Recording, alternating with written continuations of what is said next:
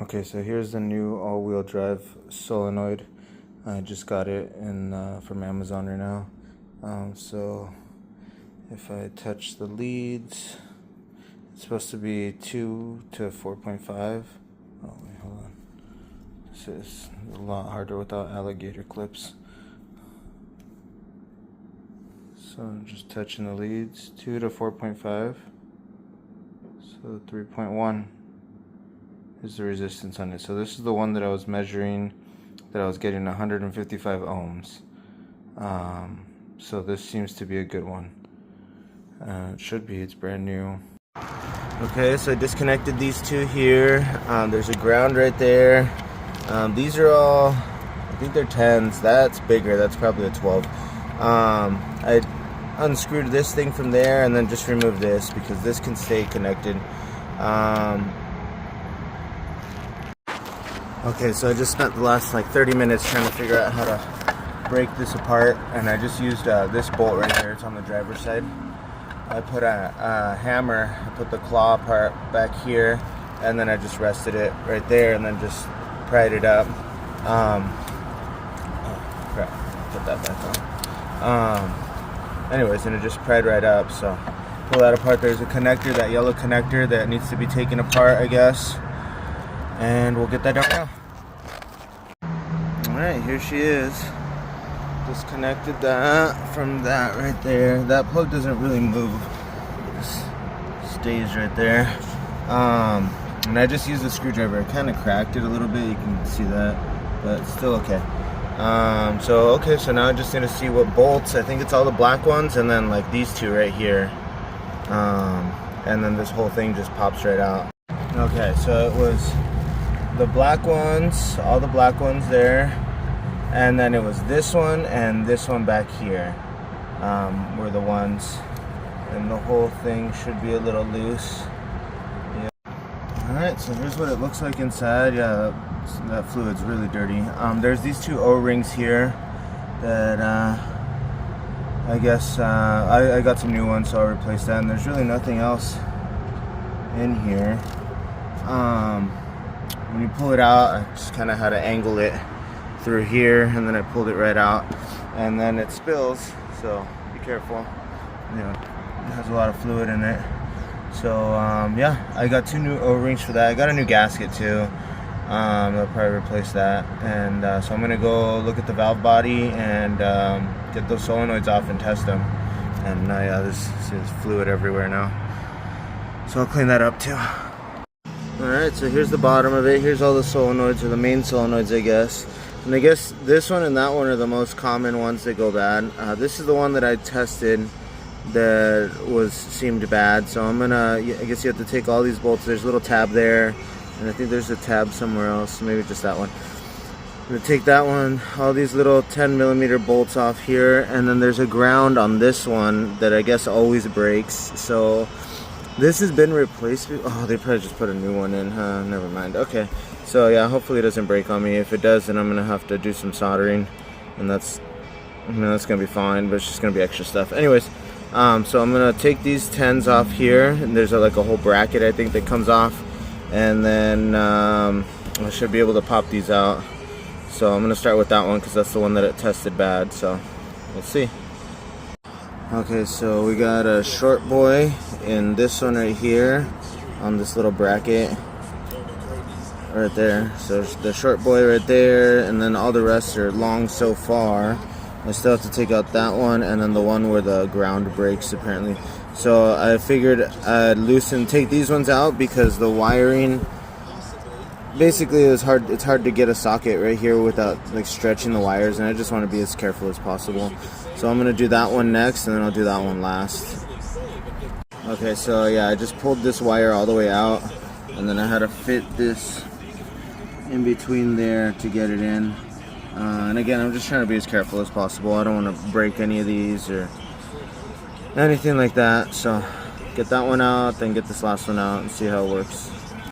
Okay, so it stayed intact. What I did is I saw a video of some guy bent it up. I'll show you right now.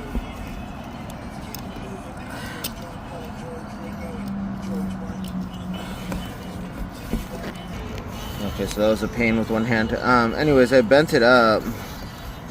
I mean, it kind of, see, like it started splitting right there, so I might have to replace it anyways.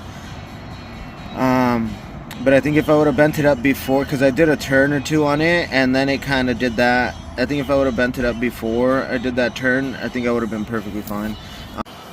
Okay, so actually that bolt is longer than all the other ones, because this one and that one in this corner, which was the one in the top corner here, was the longest, and this one obviously the longest, and I believe this one was right here if I'm not mistaken. So anyways, here's the bracket. You just lift it up and then you can kind of finagle it out of here. That little bracket goes like that. So put that off to the side, and then now I should be able to just take these solenoids out and just figure out how to unplug them. Okay, so it just pops out. I had to kind of lift it up from here and it just pops right out. So this one is the only one that has this little rubber piece here, right here at the bottom, and it just kind of wraps around there. And then you take this off, and I believe you just kind of unhook it from there, right here, but I'll see right now. Okay, well that was kind of a pain in the ass. There's two little arms that stick off right there. You can see it's broken, and they fit inside the side there. So right in here in the side, one there and one there. And then, so I used some pliers to pull it out. They ended up breaking. These things ended up bending a little bit, as you can see. But then I was able to pull the wires off.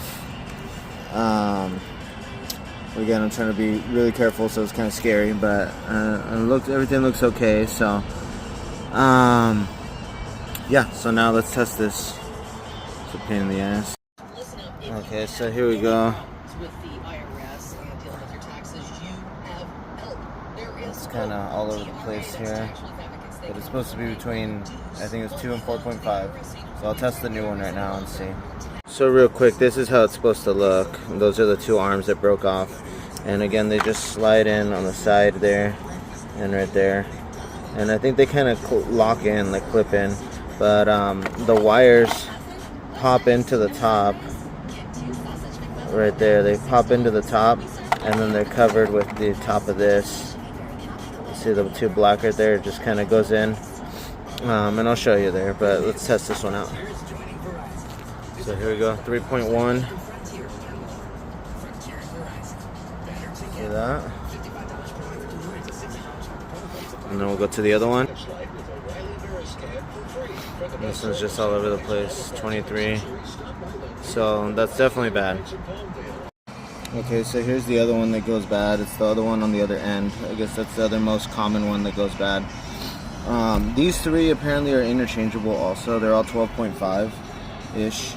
And they're supposed to be between, I don't know what it was, 12 and 14 or 10 and 13 or something like that. I say it in the beginning of the video, but I forget what it is. But anyways, this one tests good. So I'm just going to replace that one. And let it ride, see what happens. Okay, so I did kind of a little ghetto solder just to keep that one in place, so I wouldn't have to just replace it just yet. It was just a small crack, so hopefully that works for now. Okay, so I took it to the dealership a few years ago and they replaced the valve body, but they put RTV just right there and right directly on the other side for the gasket. So I ended up cleaning all that off and then cleaning off the cover. And there's the new gasket right there. But I didn't show that I put it all back together. But anyways, so these two, this one and that one right there, these are nuts. So they hold that bracket that hold the solenoids. So just keep in mind of that, because I totally forgot about that, and then I saw loose nuts and I was like, what the heck?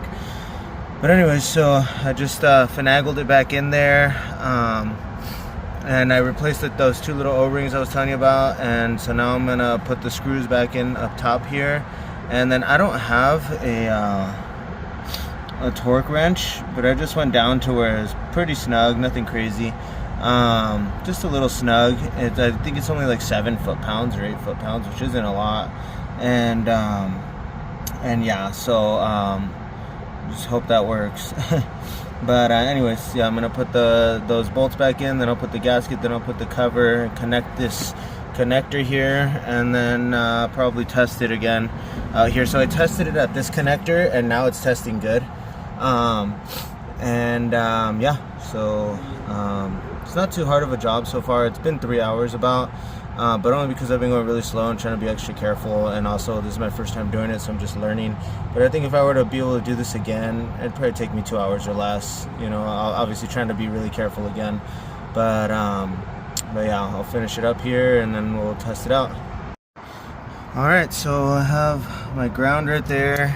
Here's the terminal right there, and it's 2.9 instead of 155 or whatever it was. There you go. Alright, sweet. So hopefully now the other ones should be good. Yeah, 12. Yeah, I think that one was good too.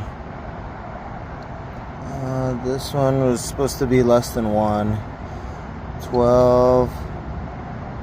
4.8. 12.1, and then these ones were nothing because these are the red and blue for the oil temp sensor. Alright, that should be it. So let me just finish hooking it up. I'll do the oil change and then I'll test it out. Alright, so I changed it, put it in reverse, drive, neutral, drove it around streets here a little bit, and everything seems to be perfectly fine. So that's that, hopefully for a while.